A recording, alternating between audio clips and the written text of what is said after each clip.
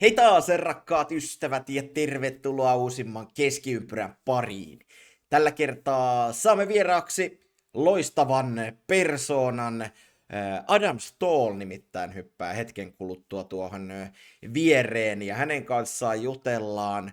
Mies on tässä viime kuukausien aikana ehtinyt kokea paljon siirto Djurgårdeniin, sen jälkeen ensimmäinen kutsu Huuhkajiin. Ståhl siis on Ruotsissa syntynyt ja kasvanut, mutta hänen äitinsä on suomalainen, hänellä on Suomen kansalaisuus, Ståhlilla siis, ja hän on viettänyt koko lapsuutensa kesät Suomessa, hänellä on vahva side tähän maahan ja käsittääkseni myöskin identifioituu aika vahvasti suomalaiseksi, joten hetken kuluttua saadaan Adam Ståhl mukaan ja jutellaan vähän siitä, että miten ylipäätään hän tämä uransa jalkapalloilijana on edistynyt tässä ja mitä ajatuksia nyt Huuhkajista. Hän on neljässä ottelussa 2 maajoukkuetapahtumassa ollut mukana, ja katsotaan onko mukana sitten myöskin Kreikkaa ja Irlantia vastaan, mutta nyt pidemmittä puheitta otetaan Adam Ståhl linjoille. Hey, Hey, so good to have you. So good to have you here. How are you? I'm very good, and thank you for having me. I'm very good. Just taking it easy at home, relaxing. Yeah, How about you? yeah, I'm really good. I was just thinking today, this morning, that I wish, like, when I was at school, because in Finland when you're at school you have to learn Swedish. So I Yeah. wish that I was listening to my teacher better, and maybe my teacher would have told me that someday you're going to interview a Huuhkajat player in Swedish. So maybe I had learned more Swedish, but You need to concentrate on your school. yeah, exactly. This is good example for the young people who are listening to this show. Yeah. That Go to the lessons and listen to the teacher. exactly. But my friend, I'm in the same situation as you. I always told my mother to learn me Finnish. Now I'm sitting here. I should be able to speak Finnish with you. Yeah, but you know some words, right? Like Yeah. Perkele. perkele, and that's what the Pohjoiskaare is singing, like in the Huuhkajat games. So you know what they are singing. Yeah. So No, but I learned the national anthem though, so I can a little bit. yeah. But hey, it's been. I can imagine it's been super busy year, or super busy autumn for you, because you have been playing with Djurgården in Allsvenskan Conference League. Now you're with Huuhkajat, so a lot of games. How do you feel it in your body? Yeah, and I can feel that I'm not 20 years of age anymore. It feels okay. Since it's a lot of games, you can also, like, the training, the load of the training is going down too, so it's a lot of recovery work. But yeah, of course, you can feel it's been a long season, so it's gonna be nice to take it easy in the December and just enjoy a beer or something. Exactly. And I also heard that you have some big things happening in your life, like in personal life, right? Yeah, I'm gonna be a father. My daughter is coming in. Yeah, she can come tonight. I don't know, like, but it's approximate like 1 week. So yeah, it's huge. Yeah, let's see if it happens in the middle of this podcast. You know, it's the first time for sure. Then I'm just gonna push the red button and go to the philosophy. I don't know the English word, but with my wife. Yeah, of course. But hey, how do you feel about becoming a father? Is it scary? Yeah, I would be lying if I said no. It feels incredible. And I can't wait for it to come. But it's a big thing. Like a lot of things in especially my life is going to change. When you get a family, you do everything for the family. That's how I see it. Like my prio one is my family. But scared, but also so happy, and I look forward to it a lot. Yeah. Which one is more scary if you think becoming a father or having one versus one against Mbappe? Well, and Mbappe can just kick his legs down. Yeah. I can't do that on a baby. Yeah, that's right.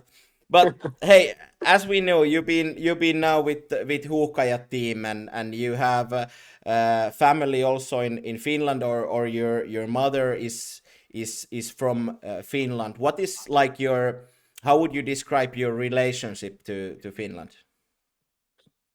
How should I describe it? Well, when I was younger, I went every summer up to Pello in the north, like pretty close to Rovaniemi. And we spent the summer there for like 10 years straight. Actually made a couple of Finnish friends when I was younger. I have no contact with them today. So I've been a lot in Finland, and also like in older days I've been visiting Helsinki, taking the ferry from Stockholm, and just went with the family over a weekend or something. Otherwise, like my mother is Finnish. My mumu, I was really close to her when she was alive, and she's typical Finnish woman. I just feel a lot of love for Finland, and it sounds maybe weird, but I can feel it even if I don't speak Finnish. I feel more like a Finnish guy than a Swedish guy, and I like Finnish people a lot more than Swedish people. How come? I mean, I, what do you like about Finnish? I think if you compare Swedish people to Finnish people, I feel like Finnish people are more easygoing, more kind, more open, more warm. I feel like in Sweden it's a lot of egoism. I think ego, like I don't know the English word. Is it egoism? Ego. Yeah, like ego, like a bit arrogant, and they only think about themselves. Not everyone. More stressed people here in Sweden, if you compare it to Finnish people and the environment in Finland. I was with Leo Valta taking a walk in Helsinki, the last camp. Yeah. And it's just so easy going. People are just so easy. It's hard to describe. Like Finnish people understand what I mean if you compare a Swedish guy with a Finnish guy. Okay. But you could say like you identify yourself as a Finnish man more than a Swedish man. I feel more Finnish than Swedish, if you ask me. But it sounds stupid if I say that and I don't even speak the language, so fucking embarrassing. But yeah, that's my answer anyway. Yeah. I understand. So how did it happen during the summer? How did you end up coming to? Of course, you were invited to Finnish national team. How did it happen? Did someone tell to Rive Kanerva that you had a Finnish passport, or how did it all happen? Yeah. I met Rasmus Schüller. I met him when I was playing in Mjällby, and we had the preseason. We were in Gran Canaria at the same time as Djurgården, and then we had a game against each other. And after the game, Rasmus came up to me and asked me if I was Finnish, and I said no, but 50% for my mother. So I think some of my friend had told him that I am a Finnish guy. And then I did the transfer to Djurgården, and I think it was either the first day or the second day. Me and Rasmus started talking about Finland and like my road to Finland. And then he asked me if I have the citizenship, and I say yeah. And then he got a little bit okay. And he said, how would you feel about like if it's possible with the Huuhkajat? And obviously I say yes, it would be an honor.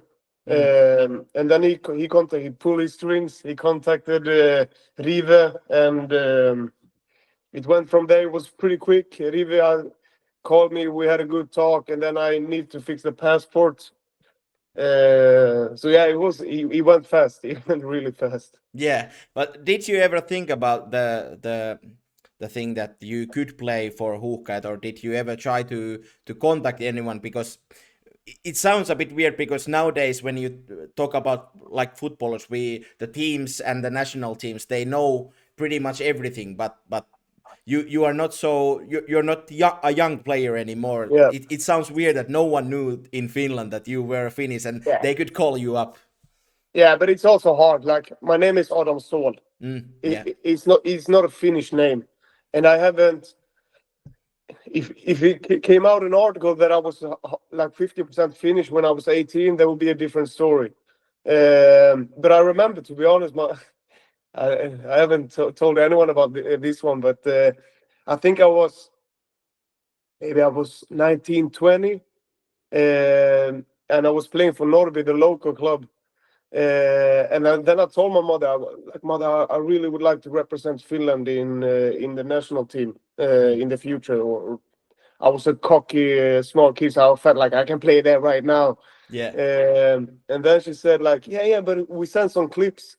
So she said that she posted some clips to someone not in the national team, but some contact, and look at my boy. He's a Finnish guy playing in Sweden. He would like to play for the national team if it's possible. So it was like my mother was my agent at that time. But nothing happened, though. Nothing happened. And then it's like I said, it's not easy for the Finland people to know that I'm a Finnish guy. Yeah.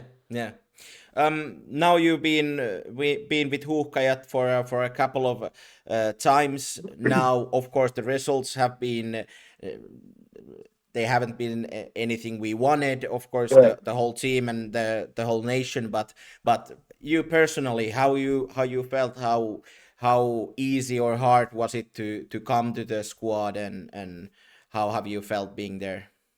That felt great. I feel the team spirit and the people all around, the staff and everyone is so kind. It was really easy to get into the team. Of course, with the results, it was not what we wanted. But for me, I've been with it's been 2 camps now, and I felt like the first camp for me was like I just appreciated to be a part of this like so big thing, to represent the whole country, the whole Finnish people. So I was not like, oh, the result. Of course, the winning mentality, you get fucking angry when you lose a game, but I was more like proud, and I wanted to fight for Finland. That was my main task. Then the last camp, the losses were, yeah, they really felt.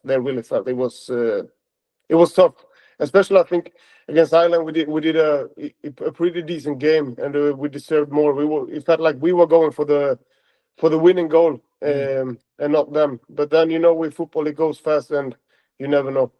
Yeah, exactly.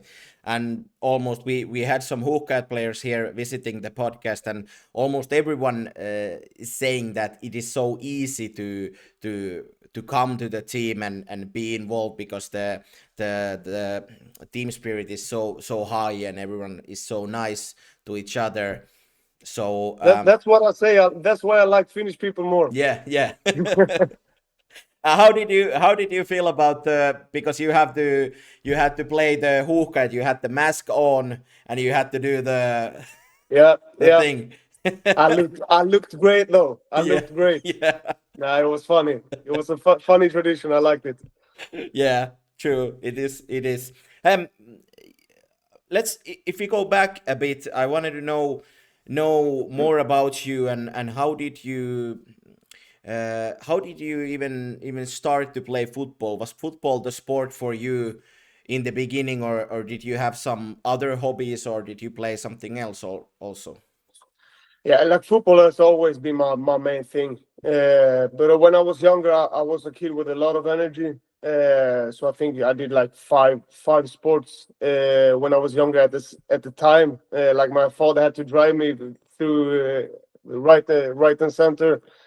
But yeah, football has always been my love, and I started like when I was like 5, 6 maybe, and then I just kept going. I always loved playing football. Enjoyed with my friends, with the team.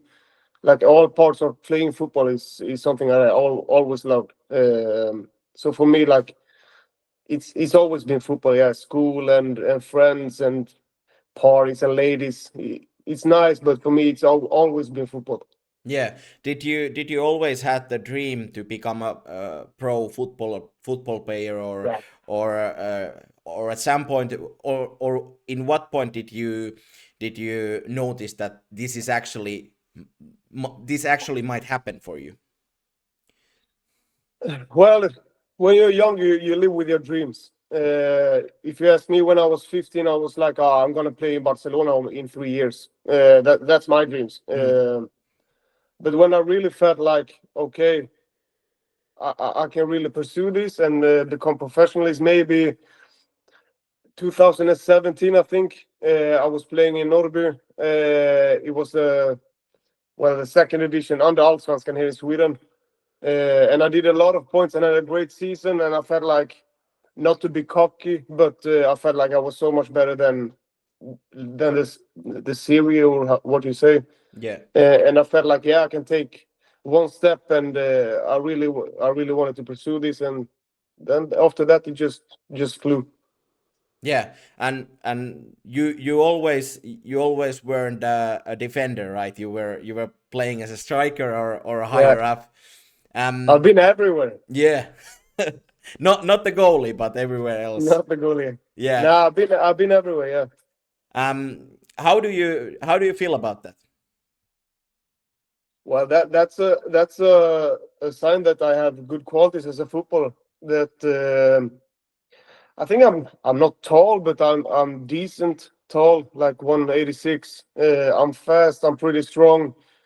Good with the feet. So yeah, I think I suit a lot of positions, and especially with my physical attributes. And for me, I always the team player, like where the coach and the team wants me, I play there just to make the team better. So yeah, it's nice to play in different positions sometimes. Yeah, I understand. Did you as younger? Did you feel then that you wanted to be a striker, or you wanted to score goals, or did you have like a favorite position? When I was young, I was never like. When I was young, I was never a striker. I was always been a defender because I like to kill people. And also when I was like in the mid age, I wanted to be like Quaresma, so I wanted to be a winger and dribble and do all this crazy stuff. But yeah, then when I turned professional, it's been both wings, left back, full back, wing, left, right. I've been striker, I've been number 10, and I've been a center back. So I've been everywhere, to be honest, without goalkeeper in the like now when I'm in Allsvenskan. Yeah, and it sure sounds like you're totally okay with it, and you want to play different positions. Do you think that there is? Do you need to like change your mindset a lot if you change positions, or is it just you want to do the best you can on that position where you are? That's a good question. Of course, you need to. Oh, fuck, man. Like if you compare being a fullback and like the last game I went in the Allsvenskan game 2 days ago, I went in to be a center back. Then you have to be a little bit maybe more cool. You can't be that aggressive. You need to talk to the players around you. And show a little bit more season maybe when you're a center back compared to fullback. And then if you play like in an more offensive role, it's like combining good with your teammates. And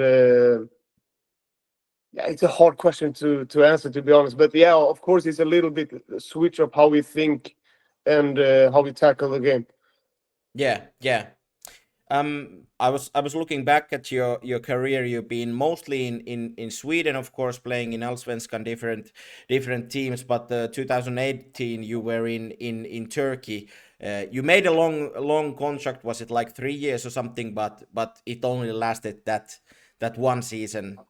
Yeah. So what kind of an experience was that?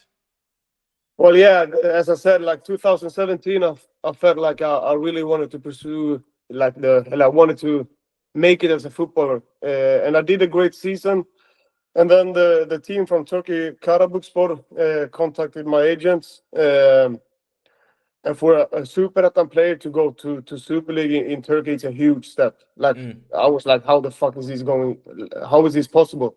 Sorry if I swear on your podcast. Sorry. It's all good. Like, yeah, how is this possible? And you have heard so many like stories about Turkey. You go down there, you don't get your money. Same with Greece, I think.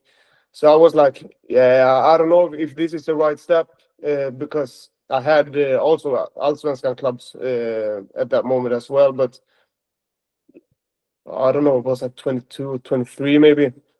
And I get the opportunity to go to Turkey to play there, like playing against Quaresma, Pepe, like Adebayor, these crazy players. Of course, you jump on that. So I went there with a little pessimist thought about maybe it's not going to work out the way I wanted to.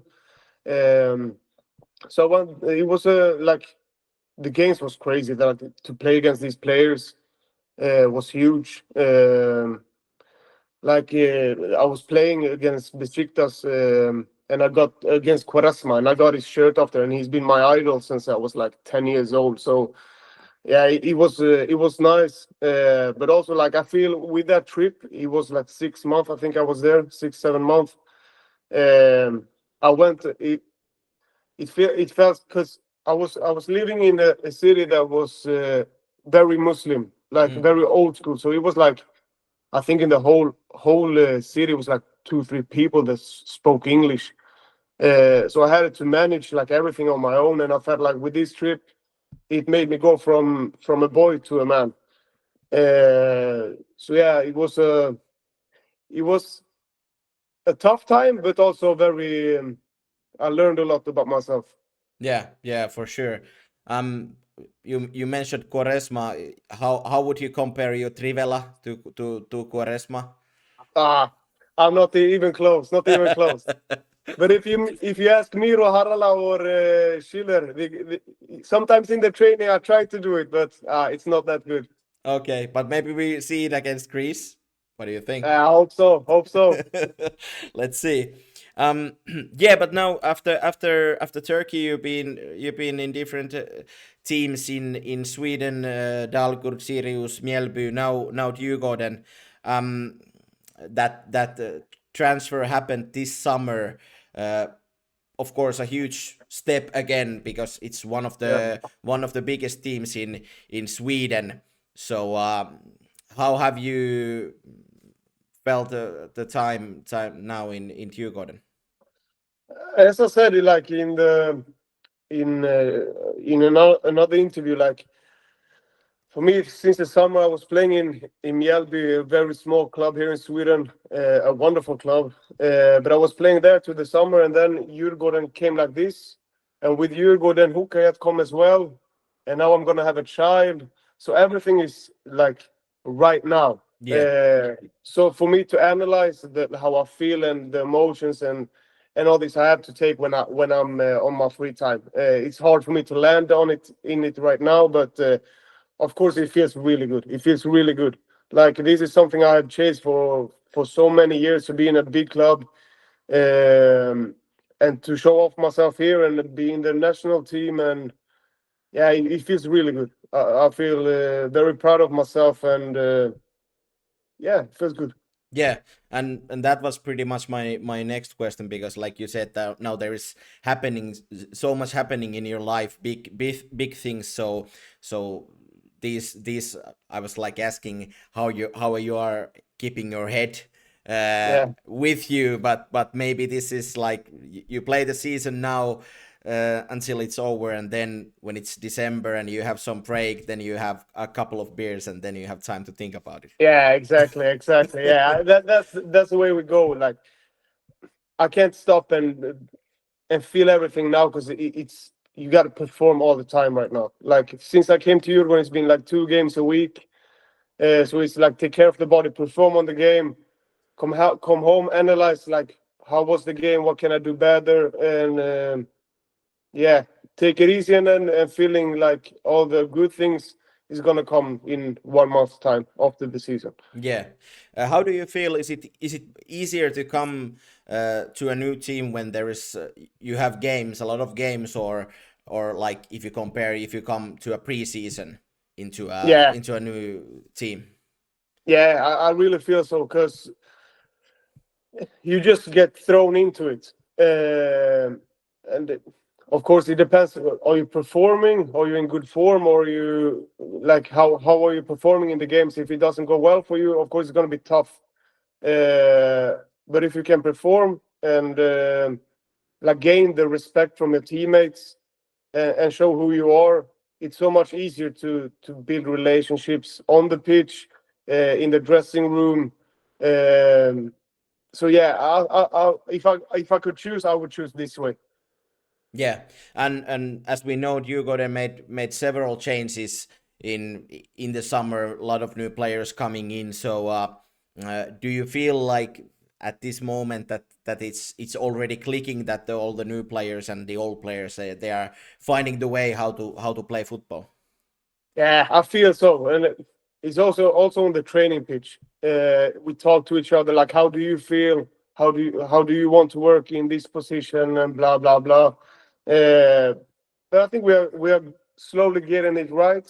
It was nice to win now the last game, and we still have 2 games left in Allsvenskan and a couple of games in Europe. So yeah, we just need to keep going and build on like everything in the game. Are you happy that you have so many Finnish players with you in the team? You have Miro and Rade and also Santeri Haarala now is also there. Yeah, we are like the Finnish squad in Djurgården. Yeah. Yeah, it's nice. I really like them as well. They are top players and top guys. Yeah, and of course, if you think about Santeri Haarala, he's now first time out of Finland, so maybe these, of course, Rade and Miro, but also you can help him to how to get on with these things, in the new team and new country. Yeah, and also Haarala is he's a strong guy. Like mentally, he feels like since day one he is come and show himself. He's not like shying away. He just come and do his thing, which I really like. And yeah, he manages really good, Harala. Yeah. So of course you said something about this, but now what is the goal for these next games you have? You have 2 games in Allsvenskan, right? And you have a few games in Conference League. Yeah, I think it's 5 in Conference League and 2 in Allsvenskan. Yeah. So the two games now in Allsvenskan, we need to get 6 points. We need to win both, and it's really manageable. If you look at the teams we were playing against, like, of course, every team in Allsvenskan is good, but if you play in Djurgården, you should beat every team. So we can get 6 points there, and then we really hope that AIK, our rival, don't win, so we can get the Europe placement. And then after that, if you look in the Conference League games, you just try to perform and take everything we can. Yeah, exactly. One more question about Djurgården. Of course, we can compare. We always want to compare things, and we can compare to Finland and Huuhkajat, because I think Huuhkajat has the one of the best fans in the world. But also we know that in Djurgården there is some really crazy fans. So how is it like to play in front of that kind of crowd every week? The thing is that I always played in smaller clubs where it's like at its height like 4,000 people, and I feel like as long as you have supporters, the amount doesn't count as much. As long as you hear people screaming at you and rooting for you. But now we're here in Djurgården when it's like 20,000 people. It gets high volume, and they are really good, our supporters. But when you're on the pitch, like when you go into the pitch, when you look around, you can feel like, wow, what a amazing, how do you say it? Environment. Atmosphere. Atmosphere, yeah, thank you. But when you're playing the game, you just go tunnel vision and you don't hear, you don't see anything. So yeah, it's fucking top, to be honest. Especially if you score and it goes good for your team, then you're just feeling them routing on you all the time. So it's really nice. Yeah, I can imagine. Yeah. Hey, I have. Excuse me if my English is not. Sometimes No. I miss the words, but I try as good as I can. Me too. So we're two people talking bad English, but yeah. If we make it work, though. Yes, we will make it work. I have these questions here that I'm asking from every player who visits the show. A bit different football questions. Let's see how it goes with you. So the first question is, what is the thing that pisses you off most on the pitch? On the pitch.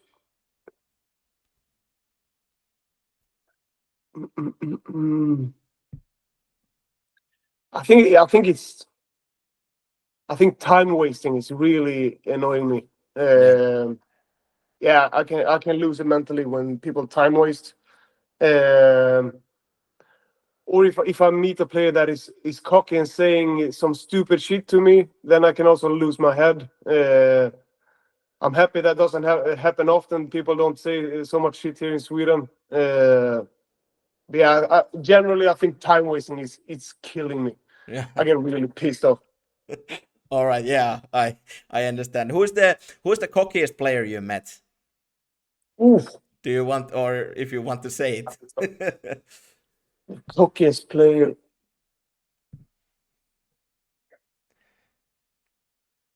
I haven't met like one cocky that I can remember that is more than someone else. Like when I was younger, I think my friends are the cockiest, to be honest. When I was younger and we played against each other, they were fucking cocky. But like in the professional scene, I haven't argued with anyone yet. Yeah. Not on like big time, like a small here and there. Yeah, but that's manageable. Yeah. They are professionals. You're a professional. Yeah. Yeah.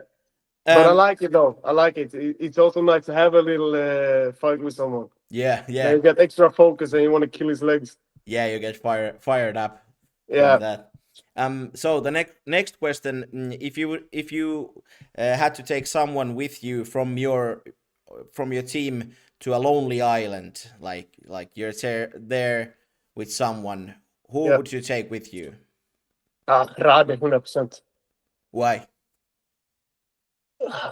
Because he's a fucking man. Like he's manly. Yeah. It feels like he knows stuff. He can handle that island really good. Rade, and he's also so calm and collected. I'll take Rade. Easy. Okay, good answer. And he's funny, so if we have boring, we can just have a good talk. So he will be fucking top. Yeah. So if you weren't a football player, what would you do? What would be your job? That's an odd question since football has been my life, all my life. Could I choose like free? Yeah, whatever. I would like to be a singer and sing and play the guitar like Ed Sheeran. That would be really nice. That would be really nice. Can you sing? Like if you ask my wife, she would say okay, but I play the guitar pretty good, to be honest. But I play the guitar so good that the singing is okay. when it's Okay. with the guitar. Okay, but maybe after the season you can go and work the ferry, between Stockholm and Finland. Yeah. Sing at the bar, Yeah. That would be Get some old perfect. ladies after me. Yeah. Exactly. So the next question is, what is the weirdest ritual you have seen some player do before a game? Or do you have any weird rituals? No, I don't have that. But we had a special guy. We had a special guy in Mjällby called Noah. He's playing now for the New York Red Bulls.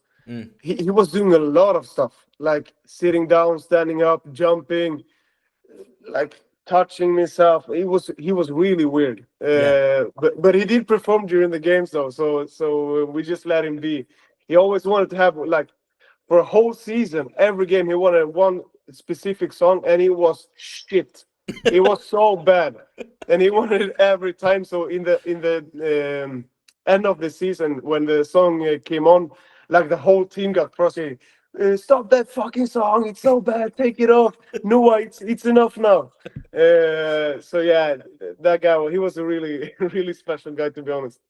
Okay, sounds good. But you don't have anything not weird. But do you do some things before the game, or do you just try to do things in the same order or same way? No, I'm just easy going. Yeah. You're just Finnish guy. Yeah, I'm Finnish. I if we talking ritually, I kissed my ring that I got from my mother when I was young, and also my engagement ring with my wife. So I kiss them before I go out on the pitch, but I don't think that's a crazy ritual. Yeah. Okay. So the last one is, what is the best way to recover from a loss?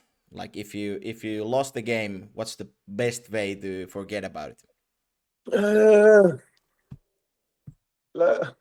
An old coach I had a couple of years ago teach me. He said it was a 24-hour rule. So you can be sad, you can be angry, you can have every emotion you want, within 24 hours after the game. But after 24 hours, you need to let it go, that you have processed it, and it's time to think about the new game, next game. But for me, I come home, I'm grumpy, just angry. I like to be alone, especially if you have made a shit game yourself. And after that, I like to take it easy, watch the game again when it's fresh in my mind. So every situation is you can know where it happened in the game, which minute, and then just analyze the game and see what did I do bad, and if it's you did okay game, and we as a team were not good. You see that from team, what could we have done better, and just analyze the game, really, to be honest. Because when you analyze your game and your own performance and the team performance, you can always get another feeling, and you can see, it didn't go our way because of this. So yeah, and then often you cool down with your temper. Yeah. And I'm older, so somewhere of course you get angry, but then you need to understand people have it worse than you. It's only a football game in the end of the day. People are fucking suffering. So that you come home to a home and a wife and soon a family, you're blessed. People have it worse than you. Yeah. Well, that's a good answer. Those were the questions. Really, really good job. Yeah, it was nice. It was good questions. It was really good questions. There's someone also asking here in the chat that, of course, there's now a lot of Finnish guys in Djurgården. Is everyone talking Swedish there, or do you have some other language that you use a lot? Of course, English a bit, but do you mean with the Finnish players or the whole group? The Finnish players also, but also the whole group. Yeah, everyone is talking Swedish, unless it's something that I think we have like Miro. He understands Swedish a bit. He don't talk it though. I try to get him to talk, but he's a little uncomfortable doing so. Mm. And then we have Keita and Sande Harala. So a lot of it is in Swedish. But if we need to communicate, it's also English, but no other language. Yeah, yeah. All right. Before we wrap this thing, I wanted to ask a few questions more about Huuhkajat, because now there is a few games coming soon, pretty soon, Ireland and Greece, and of course at this point we don't know if you're in the team or not, but let's hope and assume that you are. What kind of feedback have you had, like personal feedback from the coaches from these 4 games you had with Huuhkajat? Yeah, we're like from the last camp, me and River, we sat down and analyzed both the Greece game and the England game, and he talked about like what he wants from me and what he was happy about. So I feel it's like an open communication. Like they are talking to me, like even in the trainings, how they want it, what I should do. But I feel like they are happy with my performance and my role in the team. So yeah, I think that's the answer. But we are talking. They good talk. Good. And of course, these 2 games. Well, as we know, Greece is on fire at this moment. They won against England away, which is huge. And of course, Ireland is a team that you guys wanted to win at home, and of course we have the chance to do it away. And what are your thoughts about those games? As you said, like Greece is in really good form, and you can feel it. Like you can feel it when we played against them. Like it goes fast. They are good. Like they are rapid with the ball. Like the counter attacks they have is really good. And when they win over England, it was like they are good. So it's not like only for us, but it's a good team. But I think for me, to play against Greece now, we need to be clever. Like the game plan needs to be really good for the game. And in the Ireland, we should win it. That's my feeling. I've really felt on the pitch the last game like we are a better team than them. But as I said, you never know with football. It goes fast. But I really think with a good game plan against Ireland as well, I think we can really win that game, and Greece of course as well. So we just need to take a step up and deliver. Yeah. And I really hope, because since my wife is super pregnant right now, that I have the chance. Maybe I don't have the chance to go. Yeah. I will never miss my daughter's birth. So we will see how it's going with that one. Yeah. Let's see what happens, and of course family comes first, and I wish you all the best for that. And also for the rest of the season. It was really good to have you. I'm really happy that that we could find the time to do this, because I know that like you said, there is a lot of going on in your life at the moment, but it was fun. Thank you. Yeah, it was a really nice interview. It was really nice. Or podcast, or what do you call it? It was really nice. It was a pleasure talking to you, bro. Yeah, you too. And let's hope that everything goes well, and I will be in the stadium watching you play against Greece. So we'll see you there, or maybe you won't see me, but I will see you. I expect that. That's good. All right, thank you, and have a nice evening there. God bless. Thank you so much. Thank you. Bye. Bye. Iso kiitos vielä Adam Ståhlille vierailusta Keskiympyrässä, ja olihan siellä nyt ihan suomalainen mies linjan toisessa päässä. Olipa mukava juttu tuokio, jotenkin todella lämmin fiilis jäi tosta. Toivotaan kaikkea hyvää ja ennen kaikkea siellä tosiaan perheen lisäys on ihan näinä päivinä tulossa, joten etukäteen jo suuret onnittelut siitä koko perheelle ja se tietysti kaikkein tärkeintä, mutta jos hommat menevät siellä hyvin, niin kenties mies nähdään sitten Huuhkajien mukana, jos Markku Kanerva hänet jälleen kerran joukkueeseen valitsee. Mutta tässä oli kuitenkin kaikki Keskiympyrästä tällä erää. Sen voin jo paljastaa, että seuraavaksi saamme jälleen Huuhkaja vieraan niin ikään sieltä puolustuslinjasta, nimittäin Arttu Hoskonen on seuraavassa Keskiympyrässä vieraana, joten kyllä meillä on hienoja jaksoja tässä mennyt ja tulossa, kyllä meidän nyt kelpaa. Arttu Hoskonen siis ensi viikolla mukana Keskiympyrässä, mutta tässä kaikki tältä erää. Jos on jotain mielen päälle, laittakaa palautetta tulemaan. Spotifyssa on mahdollista kommentoida, samoin YouTubessa. Instagramin kautta voi laittaa viestiä, Twitterin kautta voi laittaa viestiä.